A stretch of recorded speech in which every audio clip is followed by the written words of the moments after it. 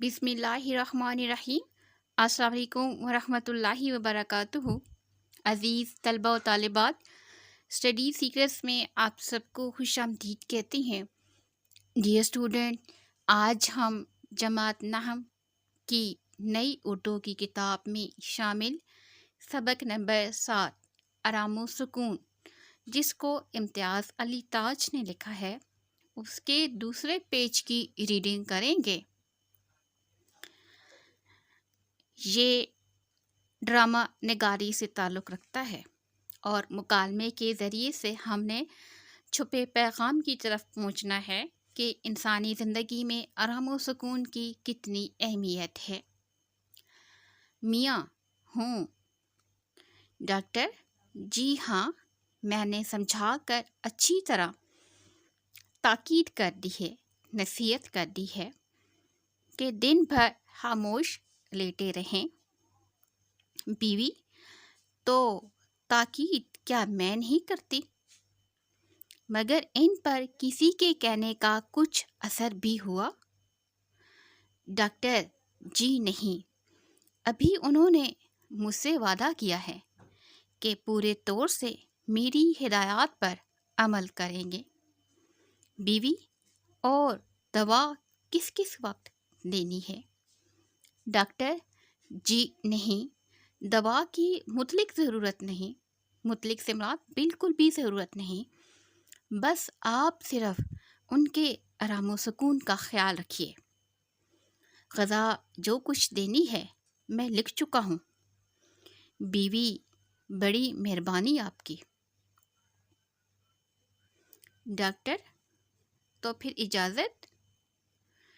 بیوی: فیس میں آپ کو بھجوا دوں گی۔ ڈاکٹر: اس کی کوئی بات نہیں، آ جائے گی۔ بیوی اونچی آواز سے پکار کر، یہاں بریکٹ کے اندر اونچی آواز کا ذکر اس لیے کیا گیا ہے کیونکہ اوپر ڈاکٹر تاکید کر چکے ہیں کہ میاں کو آرام کی ضرورت ہے اور وہ خاموشی سے لیٹے رہیں، جبکہ بیوی اسی کمرے میں اونچی آواز سے پکار کر، ارے للو، یہ ملازم کو آواز دے رہی ہے۔ میں نے کہا ڈاکٹر صاحب کا بیگ باہر کار میں پہنچا دیجیے۔ ڈاکٹر: ایک بات عرض کر دوں، یعنی ایک بار دوبارہ آپ کو بتا دوں، درخواست کروں، بیگم صاحبہ، مریض کے کمرے میں شور و غل نہیں ہونا چاہیے۔ بیگم کی ملازم کو پکارنے کی جو آواز ہے وہ ڈاکٹر صاحب کو بھی پسند نہیں آئی۔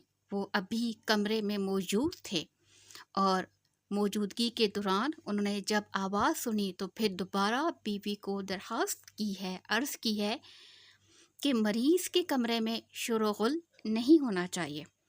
اعصاب پر اس کا بہت مضر اثر پڑتا ہے۔ اعصاب سے مراد پٹھوں پر، اور کون سے پٹھے ہیں؟ دماغ اور حرام مغز کے۔ خاموشی اعصاب کو ایک طرح کی تقویت بخشتی ہے، ایک طرح کی طاقت دیتی ہے۔ بیوی: مجھے کیا معلوم نہیں؟ ڈاکٹر صاحب، آپ اطمینان رکھیں، ان کے کمرے میں پرندہ پر نہ مارے گا۔ ملازم آتا ہے، للو، حضور۔ ڈاکٹر: اٹھا لو یہ بیگ۔ تو آداب۔ بیوی: آداب۔ ڈاکٹر اور ملازم جاتے ہیں۔ قریب آ کر میں نے کہا سو گئے کیا؟ یہ بیوی میاں کے قریب آ کر، جو کہ ابھی آرام کر رہے ہیں، تو ان کے قریب آ کر کہتی ہے، میں نے کہا سو گئے کیا؟ میاں: ہوں، یوں ہی چپکا پڑا تھا، یعنی یوں ہی خاموش لیٹا پڑا تھا۔ بیوی: بس بس بس بس، چپکے ہی پڑے رہیے۔ اب وہ خاموشی سے لیٹے ہیں لیکن وہ ساتھ ساتھ ان سے گفتگو کر رہی ہے، بات کر رہی ہے۔ ڈاکٹر صاحب بہت سخت تاکید کر گئے ہیں کہ نہ آپ بات کریں، نہ کوئی آپ کے کمرے میں بات کرے۔ اس سے بھی تھکان ہوتی ہے، یعنی تھکاوٹ ہو جاتی ہے، तमाम वक्त पूरे आराम व सुकून से गुजारें। समझ गए ना? मियाँ हूँ कराहता है, दर्द से कराता है। बीवी क्यों? बदन टूट रहा है क्या? बदन से मुराद जिस्म टूट रहा है क्या? मियाँ हूँ। बीवी कहो तो दबा दूँ। अब यहाँ पर बीवी क्या कर रही है, उनके आराम व सुकून का किस तरीके से ख्याल रख रही है, उनसे गुफ्तगू करके और बातचीत करके उल्टा उनके आराम व सुकून को जो है वो ख़राब कर रही है।